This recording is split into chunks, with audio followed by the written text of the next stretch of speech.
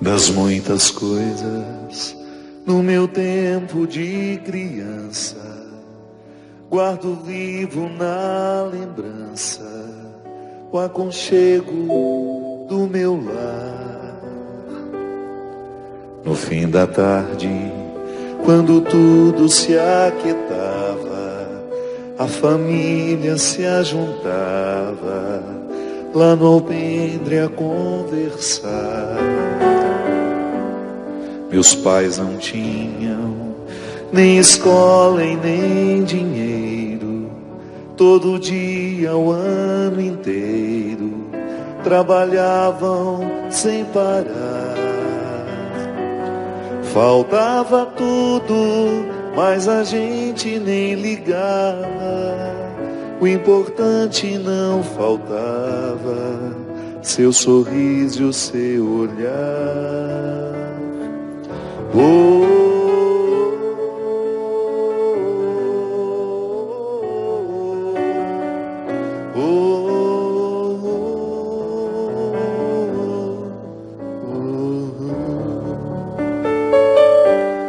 Eu tantas vezes vi o meu pai chegar cansado, mas aquilo era sagrado. Um por um ele afagava e perguntava quem fizera estrepulia, e mamãe nos defendia. Tudo aos poucos se ajeitava. O sol se punha, a viola alguém trazia. Todo mundo então queria ver papai cantar com a gente. Desafinado, meio rouco e voz cansada, ele cantava 1000 toadas, seu olhar e o sol poente. Oh, oh, oh, oh, oh, oh.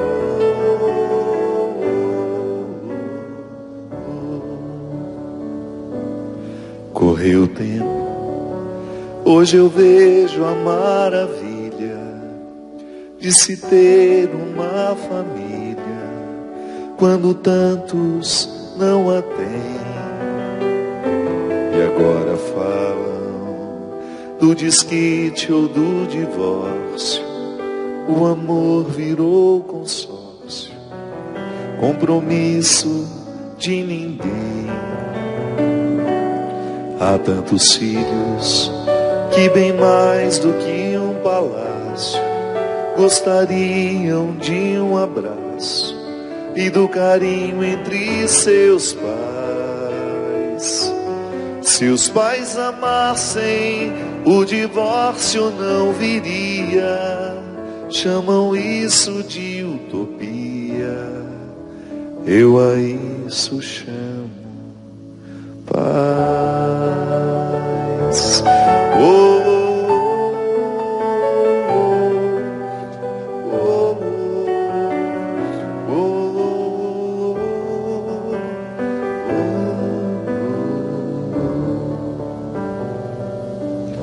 Muito boa noite, é com muita alegria que nós começamos mais um programa de Direção Espiritual.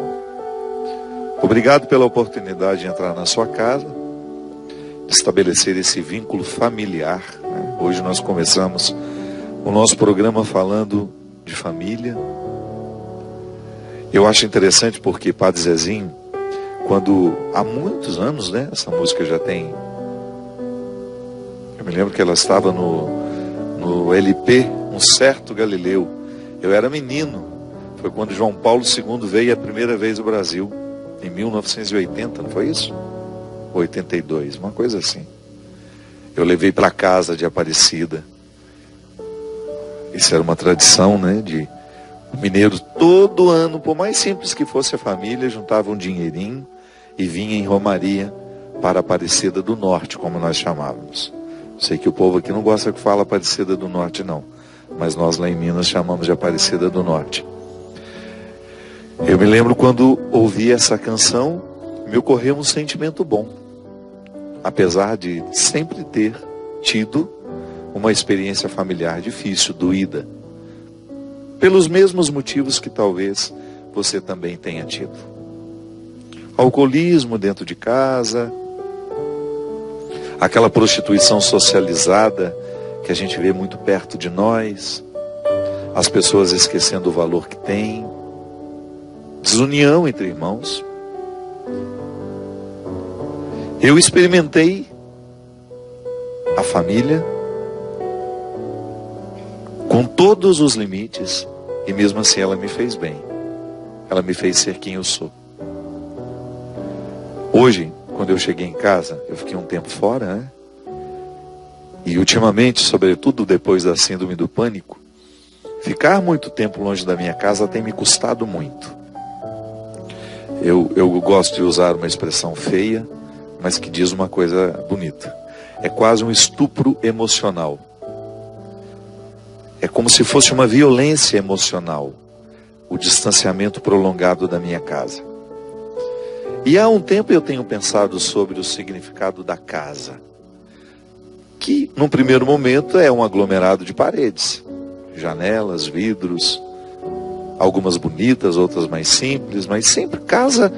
A gente pode viajar o mundo inteiro que a nossa casa continua sendo o melhor lugar.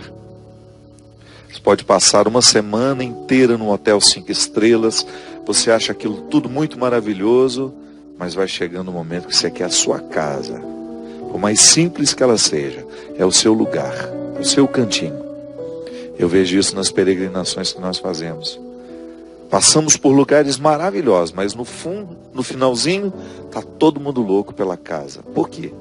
A casa não é apenas um aglomerado de paredes, de janelas, de pisos, de revestimentos. Não. A casa é um sentimento que nos ocorre. É aquele sentimento que lhe traz um aconchego existencial. Que bom estar aqui. E o que traz esse aconchego existencial é o significado que essas paredes ganharam com o tempo. As pessoas que moram ali, o que essas pessoas significam na sua vida, o que você já viveu dentro daquelas paredes. Então, quando eu me recordo que quando eu ouvi essa música, é claro, eu não tinha o discernimento que hoje eu tenho de lar. Mas eu sabia naquela época que aquela música me despertava justamente isso que eu estou dizendo para vocês hoje. Um conforto existencial. Era bom ser quem eu era. Morar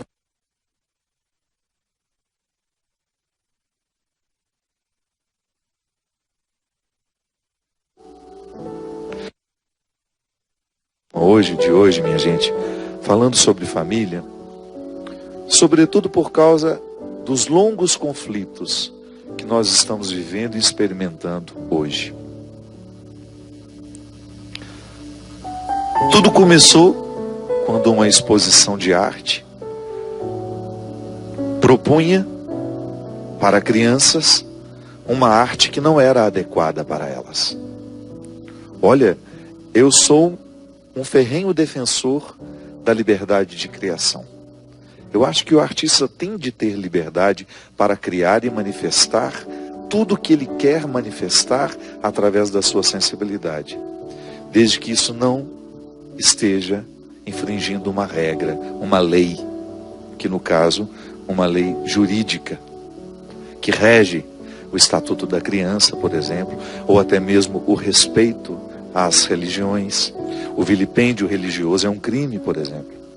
Enfim, não quero entrar no mérito da questão. Eu quero apenas pensar que, diante de toda essa polêmica que hoje nós estamos vivendo, a igreja se posicionando, algumas pessoas de forma mais radical, com um pouco mais de agressividade no discurso, outras com mais sensatez, algumas que ficam meio escondidas, dizendo coisas absurdas. Não quero entrar no mérito. O que eu quero é que a gente tenha a coragem de pensar as nossas casas, as estruturas que damos aos nossos filhos. Porque eu pessoalmente não quero participar da hipocrisia. Eu pessoalmente não quero comungar da hipocrisia. Do levantar uma bandeira sem que eu esteja preocupado e atencioso com a estrutura de mundo que eu crio e que está ali sob a minha responsabilidade. Eu digo isso porque um lar cristão católico, pelo nome, pela nomenclatura, também pode ser proibido para uma criança. Depende do que se vive ali dentro. É muito fácil a gente se levantar e, com um discurso moralista, apontar todos os defeitos do mundo. Não estou dizendo que a gente não tenha que se manifestar. O que eu estou dizendo é que o primeiro passo a ser feito é analisar a estrutura que nós damos aos nossos filhos. Hoje, até houve uma decisão inteligente de colocar faixa etária. Por exemplo, essa exposição de arte não é recomendada a pessoas, acho que até 18 é exagero. Um menino de 16 anos já dirige, já tem título de eleitor, já vota. Não sei. Essa questão da maioridade, né, que depois vai incutir também nas leis, não sei. Mas digamos que está lá. Não é recomendado para quem é menor de 18 anos. Isso é fundamental. O cinema é assim. Quando você vai ligar a televisão, faz parte da lei, é obrigatório dizer a indicação daquela programação para que você tenha o direito de exercer autoridade sobre seu filho. Você é pai, você é mãe, você é tutor, você é tutora. É sua responsabilidade zelar por aquele que ainda não tem condições de decidir sozinho. O Estado deve zelar pelas questões maiores? Deve. Mas não se engane. A lei que o seu filho vai prestar atenção é aquela que você vai escrever no coração dele desde pequeno. Mesmo porque se depois o Estado permitir, o seu filho saberá, por um valor que lhe foi ensinado, que não é para ele. É igual a questão do aborto. É claro que nós vamos lutar sempre pelo direito à vida. Agora, se por acaso passar, se por acaso for aprovado que toda mulher tem o direito de ir ali no posto de saúde fazer um aborto porque está grávida e não quer ter o filho, isso muda alguma coisa para nós cristãos? Absolutamente nada. Porque a lei que nós seguimos é outra. Volto a dizer, temos sim como igreja a obrigação de lutar para que um absurdo desse não aconteça. Temos o direito de opinar. Da mesma forma como temos de ouvir os que pensam diferente de nós. E conviver. Porque nós não vamos nos matar porque temos opiniões diferentes. Fica contraditório para nós querer matar o outro porque pensa diferente quando nós estamos lutando pelo direito à vida. A lei que de fato vai orientar os nossos filhos é aquela que nós vamos escrevendo aos poucos mediante o nosso trabalho de educadores. Essa semana nós comemoramos o Dia do Professor. O meu abraço carinhoso a todos estes homens e mulheres resistentes que trabalham com um salário vergonhoso, de maneira muito especial, da rede pública de ensino. Uma carga horária pesada, sem remuneração, sem condições de fazer uma reciclagem para poder continuar dando a si mesmo alegria. Sim, porque quem não se recicla, aos poucos vai perdendo o prazer de fazer o que faz. Estudar é uma dinâmica de todo professor, e nem sempre o professor pode, porque ele não tem dinheiro para isso. Ele não tem tempo para isso. Mas vamos pensar que a função do professor, ela se difere muito da função do pai e mãe. Nós não podemos jogar nas costas dos nossos professores a responsabilidade de educar os nossos filhos em valores que competem a nós. Nós somos os responsáveis pela primeira formação. E eu acho interessante porque com essa discussão tão acalorada e tão cheia de frases pesadas, né? E às vezes até com um moralismo, eu tenho tanto receio com os discursos moralistas, porque geralmente escondem fragilidades. A pessoa quer gritar publicamente com uma tentativa de esconder as suas vergonhas pessoais. Eu prefiro os discursos mais sensatos, os discursos que coloca aquele que faz o discurso dentro da problemática. É muito mais interessante eu dizer, nós estamos propensos aos crimes, nós somos os primeiros suspeitos a cometerem uma atrocidade dessa com os nossos filhos. É igual o assunto da pedofilia. Eu faço parte de uma comissão, acho que desde 2009, fui convidado pelo Cazé, que é um promotor lá do interior de Minas, lá em Divinópolis.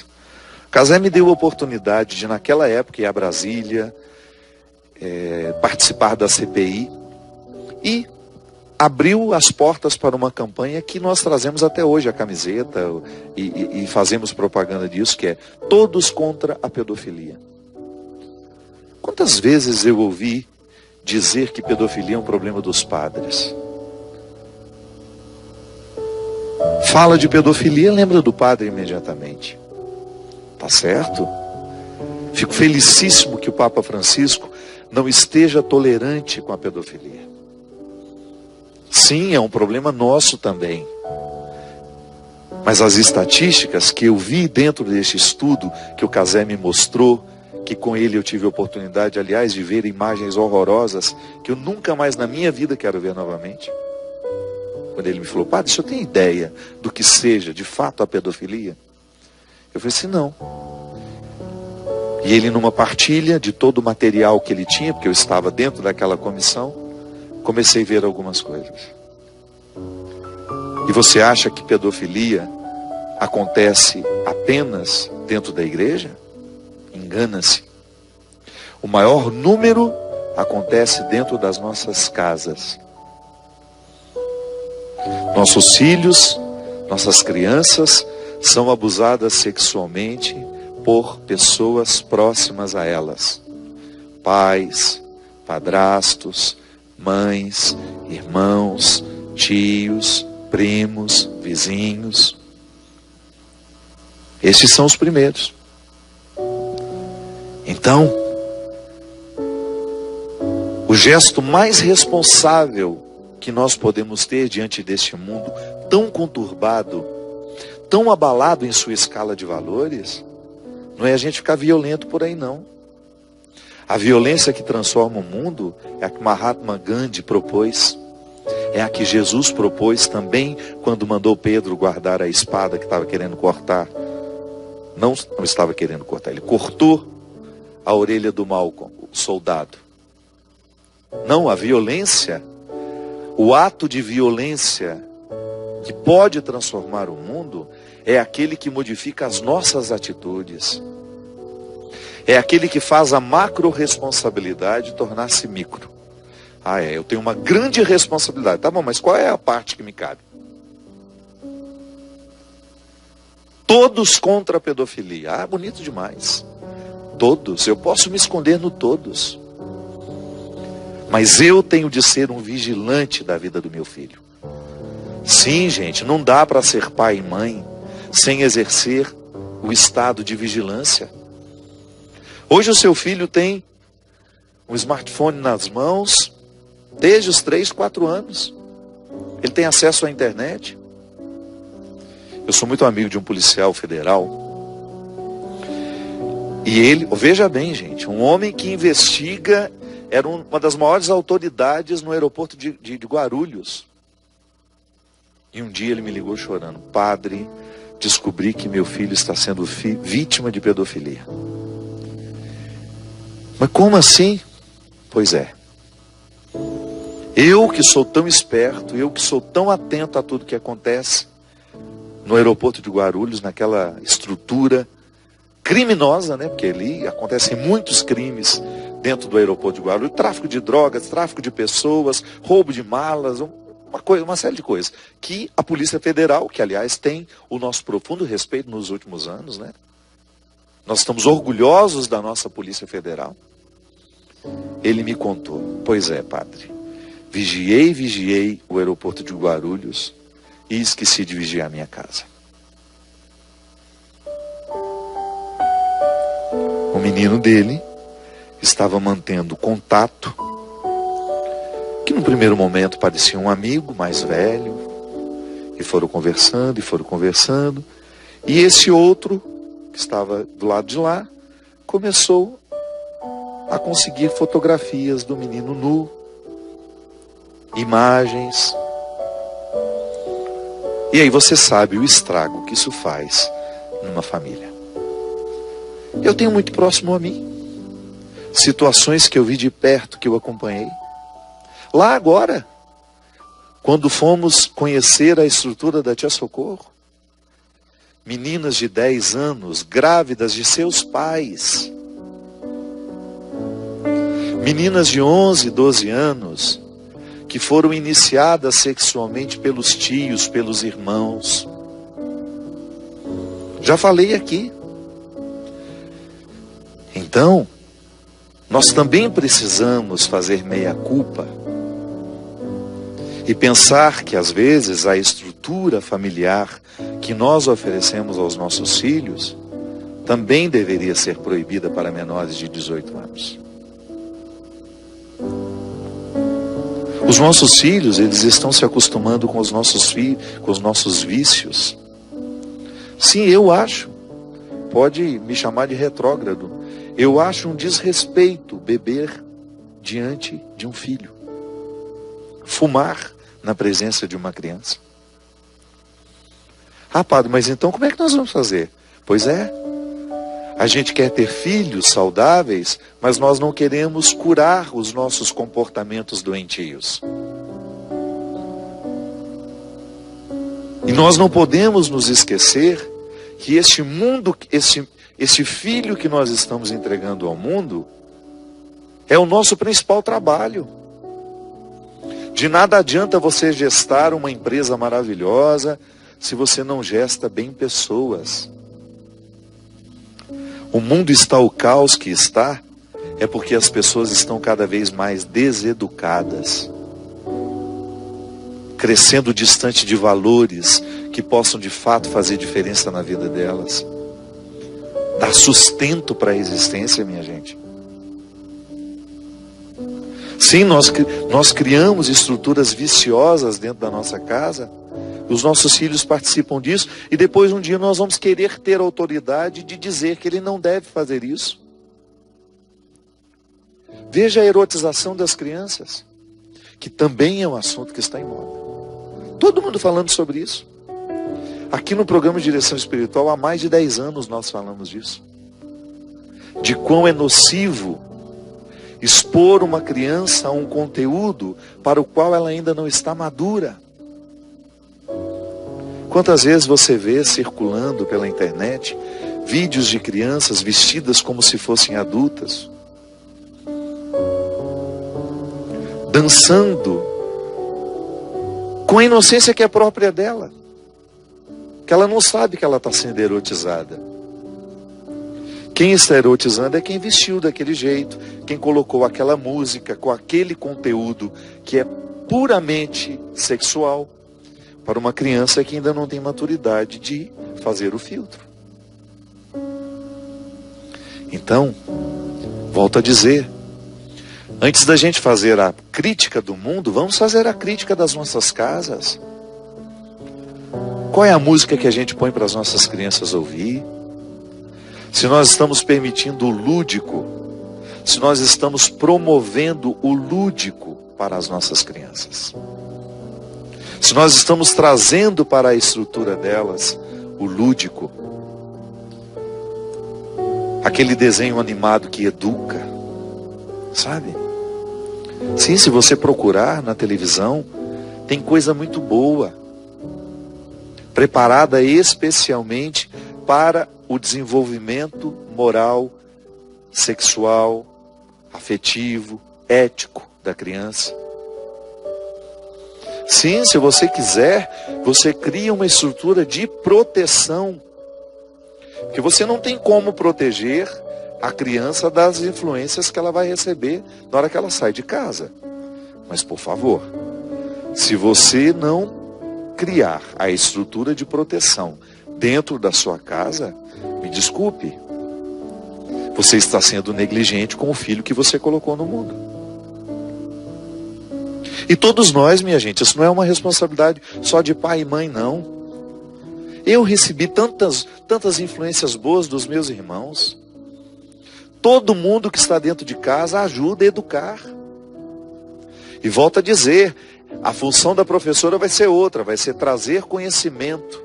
E infelizmente os nossos professores encontram os nossos filhos com tantos déficits, com tanto prejuízo, que às vezes ao invés de ensinar matemática, ele tem que ensinar bons costumes. Os nossos filhos chegam dentro da escola com um prejuízo tão grande, que em vez de ensinar a língua portuguesa, a professora tem que passar horas e horas ensinando regras de higiene. Ou então de caráter. Aí o fardo fica todo em cima dos professores. Sim, nós vimos agora há pouco tempo algumas histórias de alunos que agrediram professores. O que acontece? Nós é que estamos mandando esses filhos agressivos. Por que a gente não conseguiu cuidar disso dentro de casa? Porque a gente quer tratar pessoas da mesma forma como nós tratamos os nossos eletrodomésticos, fazendo uma manutenção de vez em quando. Não, uma pessoa não é um eletrodoméstico. Uma pessoa requer demandas diárias. Se você coloca um filho no mundo, prepare-se para ter demandas diárias de atenção, de afeto, de palavras. A palavra é que vai fazer com que aquela criança compreenda o mundo. Ah, isso é difícil, mas então não tenha. Você não é obrigado a ter filho. Não existe uma lei mandando a gente ter filhos. Aliás, tem gente demais no mundo. Se a gente der uma segurada, vai fazer bem ao planeta. O planeta está gritando, apavorado do tanto de gente, que já não há mais recursos para tanta gente. Então nós nos reproduzimos igual coelhos, sem nenhuma responsabilidade, sem pensar no futuro, e ainda não queremos os desdobramentos naturais que virão do fato de você ser pai, do fato de você ser mãe. Gente, até na natureza, onde não existe a inteligência que nós humanos temos, a mãe sabe exatamente até o momento em que ela precisa conduzir o filho e ensinar tudo para que depois ele sobreviva sozinho. Nós não queremos. Nós não queremos mudar 1 centímetro na estrutura da nossa vida porque tivemos filhos. Tudo isso em nome de uma revolução. Não estou dizendo que a mulher tenha que privar-se de ter a sua vida. Não, eu estou chamando a atenção da família. Em nenhum momento eu estou dizendo que a mulher é a responsável por tudo isso. Isso é uma responsabilidade da mãe, isso é uma responsabilidade do pai, isso é uma responsabilidade de quem está por perto. Se tem avô, se tem avó, se tem irmão, todos nós somos responsáveis por ajudar as nossas crianças serem crianças, darem a elas o direito à inocência. Sim, uma pessoa que não tem o direito à inocência, ela envelhece cedo, ela envelhece antes da hora, ela deprime antes da hora. Então a gente pensar a família é a gente começar a cuidar do sentimento que nos ocorre quando a gente chega em casa. E do sentimento que nós ajudamos a construir para aquele que chega em casa. Família é uma realidade muito sagrada. E ela é tão sagrada que ela não se limita ao sangue. Família são todos aqueles que de alguma forma participam na nossa evolução, na nossa melhoria, na edificação de tudo aquilo que nós precisamos ter para sermos boas pessoas no mundo de hoje. Nós vamos para um rápido intervalo e a gente volta já já com o programa Direção Espiritual.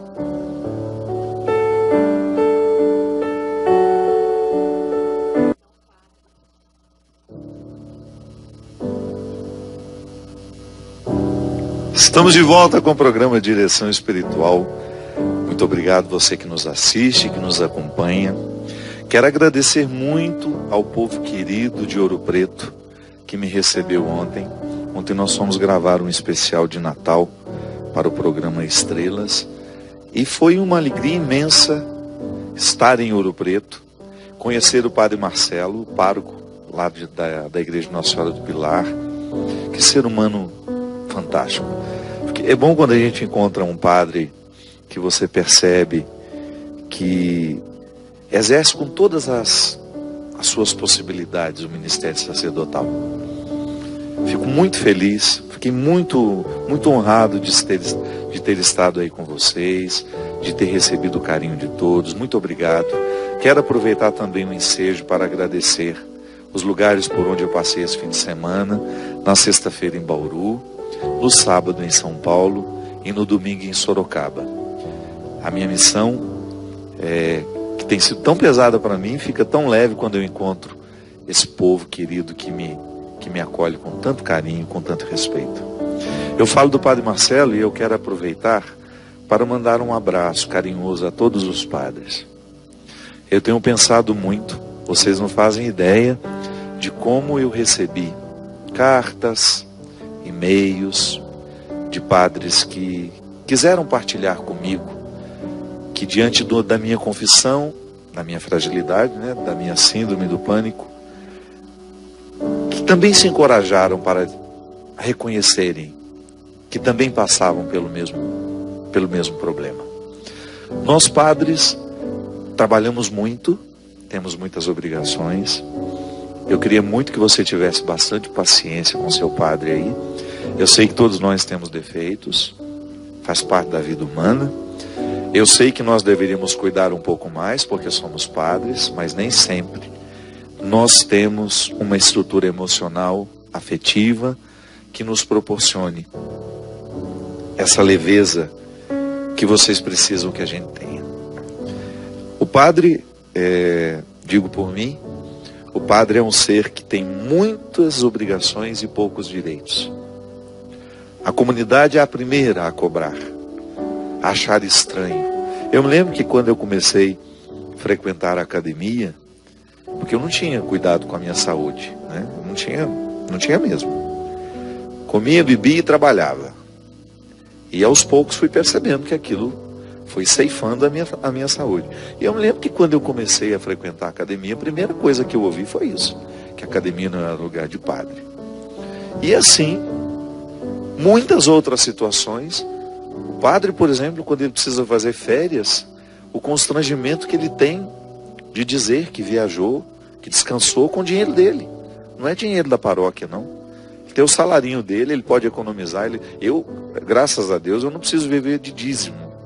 O meu trabalho, tudo aquilo que eu faço, os meus livros, os meus CDs, eu sobrevivo e ainda ajudo muita gente a sobreviver. Mas eu sei que muitos padres que vivem em suas paróquias têm uma vida muito simples, mas guardam o seu dinheirinho para poder fazer as suas férias. E às vezes precisa esconder que vai fazer férias porque se sente culpado, ou até mesmo se sente muito facilmente julgado. Às vezes as pessoas não veem o dia a dia cansativo que um sacerdote tem. É cansativo. O tempo todo nós estamos enfrentando demandas emocionais de pessoas que estão enfrentando problemas. Quantos funerais? Você participa de um funeral, você já sai de lá destruído porque é cansativo, né? E o padre que faz isso todo dia? Às vezes celebra 3, 4 missas por dia. Então a vida de um sacerdote, claro, ninguém está reclamando não. Nós só estamos apenas pedindo que as nossas paróquias acolham com mais amor, com mais carinho, esses homens que precisam ser amados, que precisam ter amigos. Senão a vida do sacerdote fica muito solitária. E a solidão é uma porta de entrada para o diabo. O diabo nada de braçada quando nós não temos o coração ocupado com bons sentimentos. Essa tal internet, então, é um perigo. É um perigo para os solitários. Porque acabam criando um mundo paralelo. Um mundo onde ele de alguma forma vai tornar-se ninguém, né? Porque o tornar-se ninguém faz bem. Você ser um anônimo, isso descansa. E o padre mas em hipótese alguma ele consegue ser ninguém. Todo lugar que ele vai, alguém vai puxar num cantinho e vai contar um problema, e vai pedir um conselho, e vai chorar uma situação difícil. Então, isso ao final de tudo vai pesando muito. E eu encontrei o padre Marcelo, olhei naquele rosto tão cheio de amor ao que faz. Eu pensei em tantos padres que também têm amor ao que fazem, mas que também estão cansados. Não é fácil, a vida de padre não é fácil. Eu sei que é pesado, mas eu gostaria aqui manifestar o meu carinho e pedir que nós, povo, você tenha uma atenção especial com o seu pastor, com o seu padre. O seu pastor também, vamos dizer aos evangélicos também que nos assistem. Padre, pastor, irmãs religiosas, minha gente. Eu tenho um respeito tão grande pela vida religiosa feminina. Primeiro porque elas estão nos lugares que geralmente nós não queremos estar. Elas trabalham no anonimato, elas curam feridas nos hospitais, nas santas casas, que a duras penas procuram sobreviver para dar atendimento digno aos mais pobres.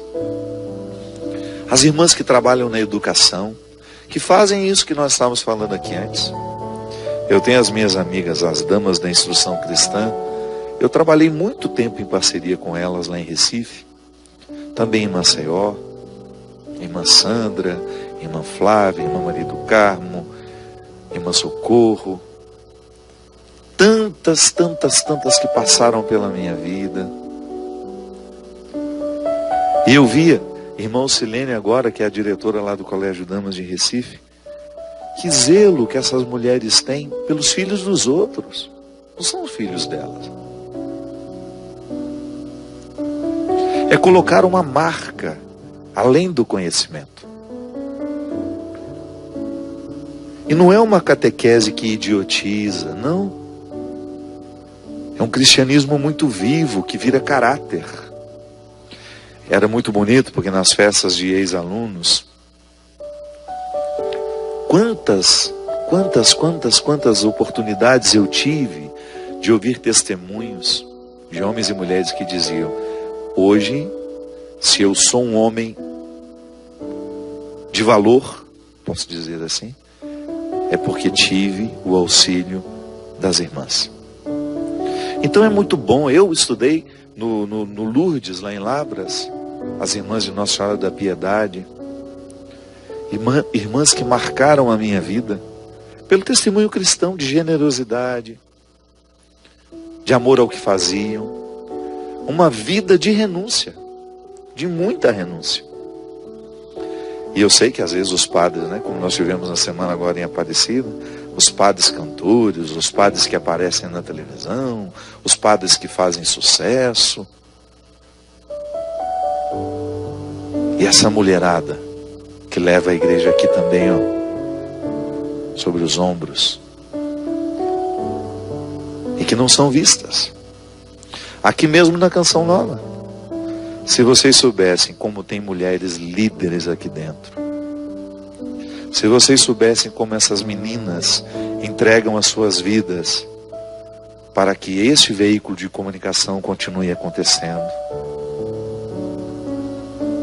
Não tem ninguém aqui fazendo passeata, querendo reconhecimento, não. Eu estou fazendo isso porque me ocorreu aqui agora o desejo de ressaltar a presença dessas mulheres que transformam a nossa vida. Irmãs que num gesto de delicadeza, quando eu estive na faixa de Gaza, tudo lá me comoveu muito. Primeiro porque é uma estrutura, hoje eu não sei o número, quando eu estive lá, já eram menos de 1000 cristãos. Porque os cristãos são os que mais sofrem dentro da estrutura de Gaza. Porque eles não conseguem emprego, eles não conseguem viver com dignidade. E o Padre Mário, que está lá, fazendo um trabalho lindíssimo, de socorrer, inclusive, nós estamos retomando, porque a gente foi aconselhado, por motivos que não precisamos dizer aqui, nós fomos aconselhados a retirarem a campanha Amigos de Gaza do ar, porque houve um grande mal-entendido, quando foi aquela reportagem do Fantástico no ar. Algumas pessoas do Estado Islâmico acreditavam que eu estava celebrando missa em Gaza. Não. E aquela imagem que abria a reportagem era uma missa em Jerusalém. E eu não fui lá fazer catequese, o que é contra o Alcorão. E nós respeitamos isso. Padre Mário já está lá fazendo o trabalho dele. O nosso único objetivo foi lá, ver de perto uma situação e levar ajuda humanitária. Ajudar financeiramente. Padre Mário, para que ele tivesse condições. Mas enfim, acharam que nós estávamos indo lá fazer, desafiar o Estado Islâmico. Não era isso.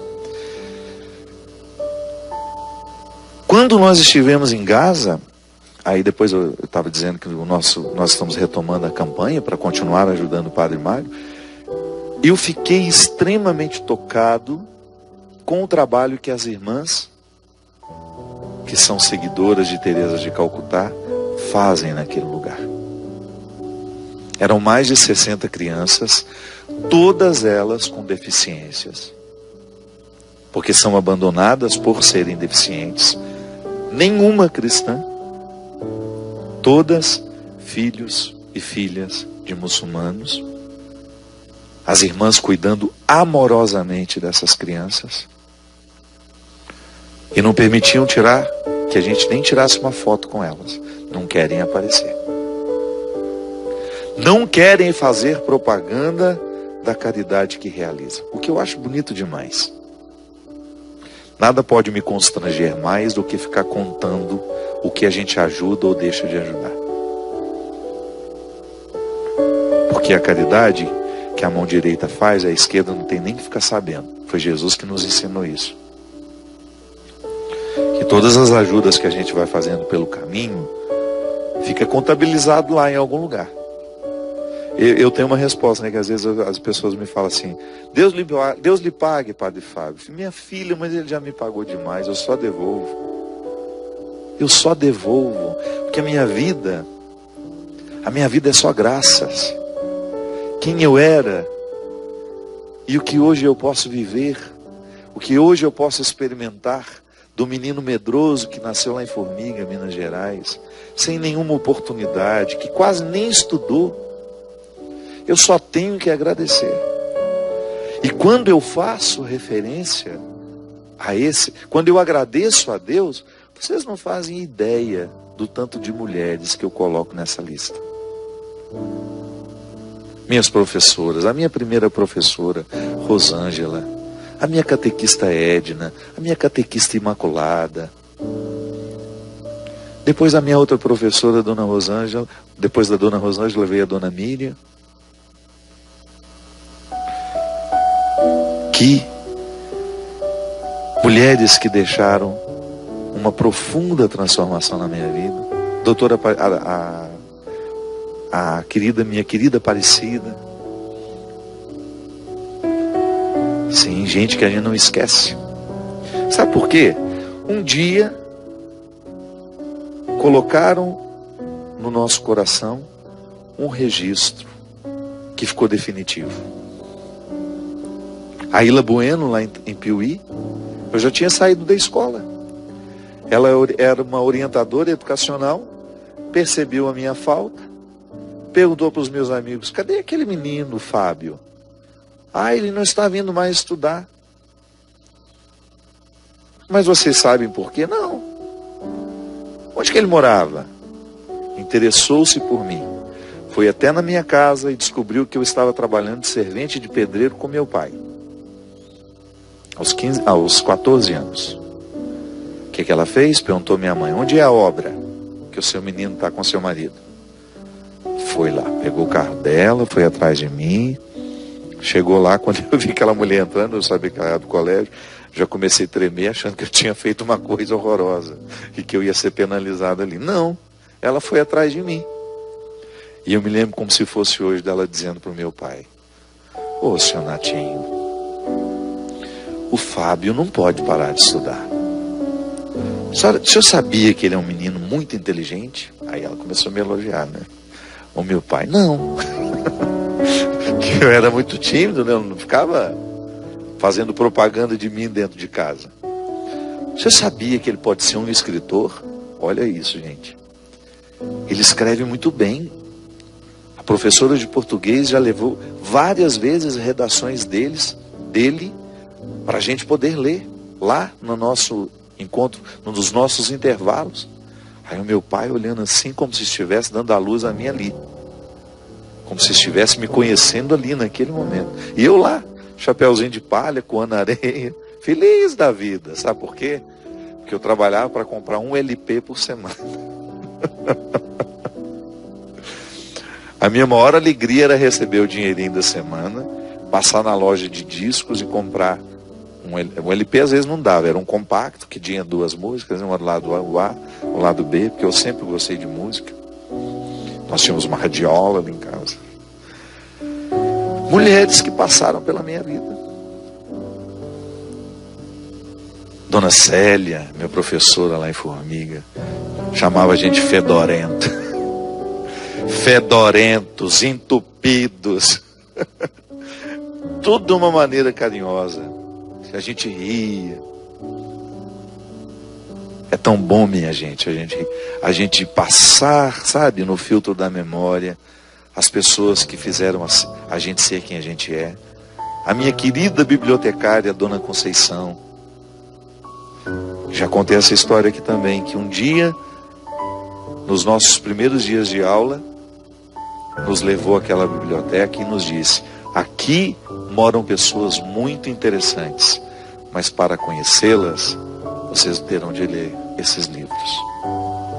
Mundos maravilhosos estão escondidos nesses livros, mas vocês terão de lê-los para conhecer esses mundos.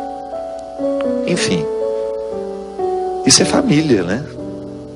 Isso é gesto familiar, que não é sanguíneo, mas é amoroso, porque educa, porque coloca uma influência positiva naquele. Eu tenho pensado muito sobre isso. O que eu provoco no outro ao passar pela vida dele? E isso deveria ser para nós a nossa marca. Nós somos cristãos e nós estamos aqui para passar de forma positiva na vida das pessoas. A gente está falando do Lar da Tia Socorro e nós estamos aqui com umas coisas bonitas da coleção Filho do Céu que foram lançadas essa semana. Olha que bonita essa pulseira. As meninas foram muito criativas, pediram para eu escrever Filho do Céu. Aí eu escrevi e elas fizeram com a minha caligrafia. Dá para mostrar aqui? Eu preciso pôr mais em pé. Deu? Não, né? Deixa eu tirar o microfone aqui que vai ficar mais fácil.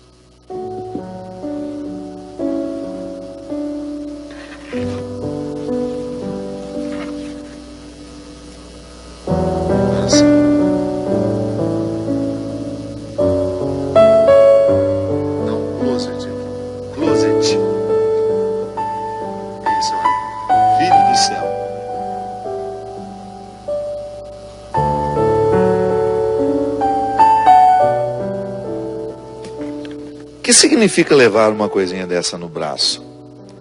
É de alguma forma a gente demonstrar as nossas intenções, né? um símbolo religioso, demonstra a nossa intenção. Se você quiser seguir a gente lá no Instagram, é Filho do Céu Oficial. Filho do Céu Oficial. Lá você vai ver todas as peças que foram lançadas essa semana. Tem coisas lindas, com preços muito acessíveis, para você ter um símbolo que nos identifica e ao mesmo tempo também ajudar-nos a ajudar o projeto da Tia Socorro. Lembrando também que no dia 23 de janeiro de 2018 até o dia 3 de fevereiro, nós estaremos numa peregrinação em Portugal, passando por lugares muito especiais. Ligue aqui para o 0 operadora 12 3186 2600 ou ligue amanhã para a Obra de Maria, um número que eu não sei de cor, vou ver se a Dani pode colocar aí no GC. Dá para colocar? E você vai ter a oportunidade de conhecer esse roteiro. Aí, ó, já está aparecendo aí. Esse é o número da Canção Nova. Vai ter a oportunidade de ir comigo. Serão 12 dias de viagem entre ir e voltar. 10 dias de espiritualidade, de convivência, o que faz muito bem ao nosso coração, né? Nós precisamos, e se às vezes você tem a oportunidade de preparar férias, então venha conosco. Gente, estou feliz demais. O livro Crer ou Não Crer, que foi lançado na semana passada com meu querido amigo Leandro Carnal, uma conversa muito sincera sobre as questões pertinentes aos dias de hoje. Um homem que não crê em Deus, numa conversa muito sincera com um padre que crê em Deus nas pequenas coisas. Não vou ler livro de ateu. Não. Você não faz ideia de como você pode crescer tendo contato com uma pessoa que pensa diferente de nós. Sobretudo que eu estou aqui para defender a gente. Eu fui muito firme nos meus posicionamentos. Então não virou um debate. O livro é uma oportunidade maravilhosa que a gente tem de aprofundar a nossa fé. O conhecer com profundidade a fé qualifica a nossa fé.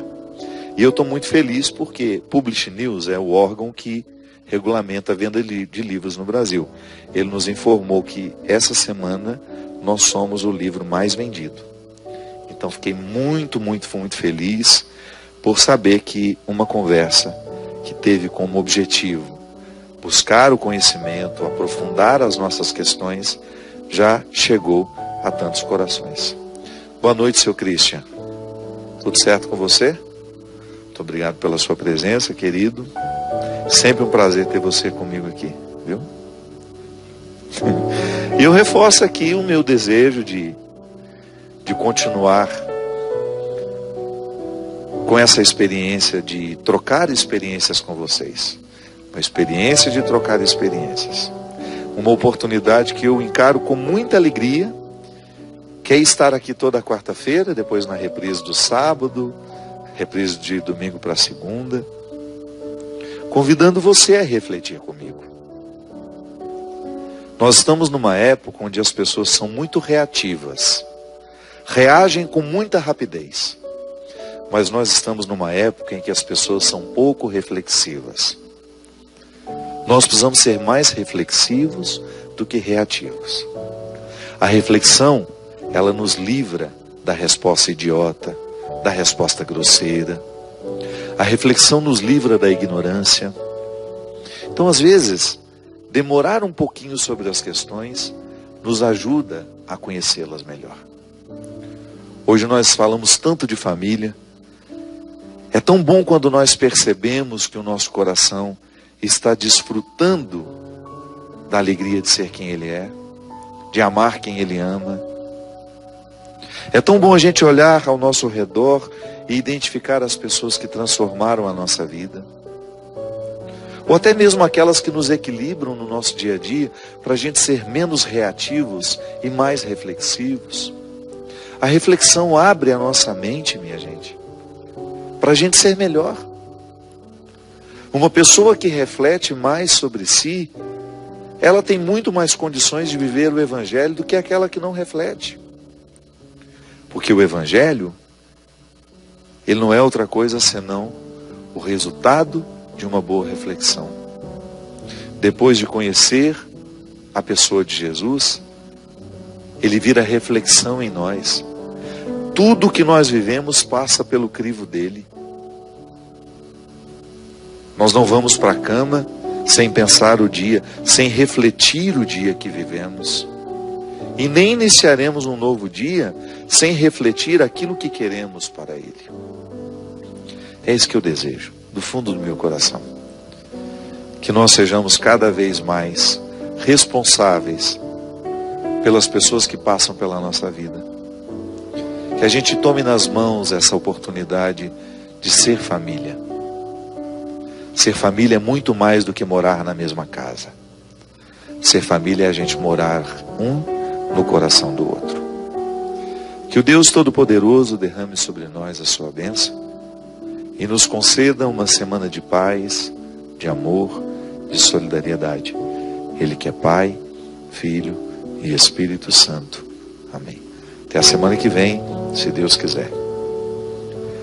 Eu tantas vezes vi meu pai chegar cansado, mas aquilo era sagrado. Um por um ele afagava e perguntava quem fizera estrepulia, e mamãe nos defendia.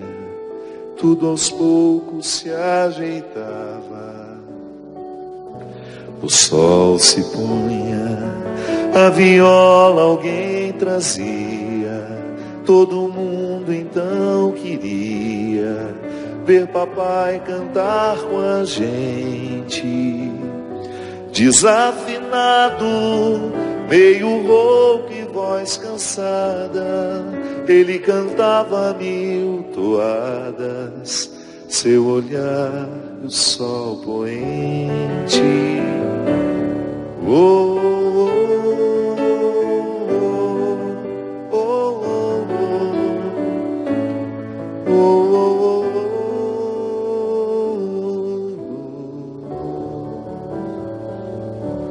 oh. Correu o tempo, hoje eu vejo a maravilha de se ter uma família, quando tantos não a têm.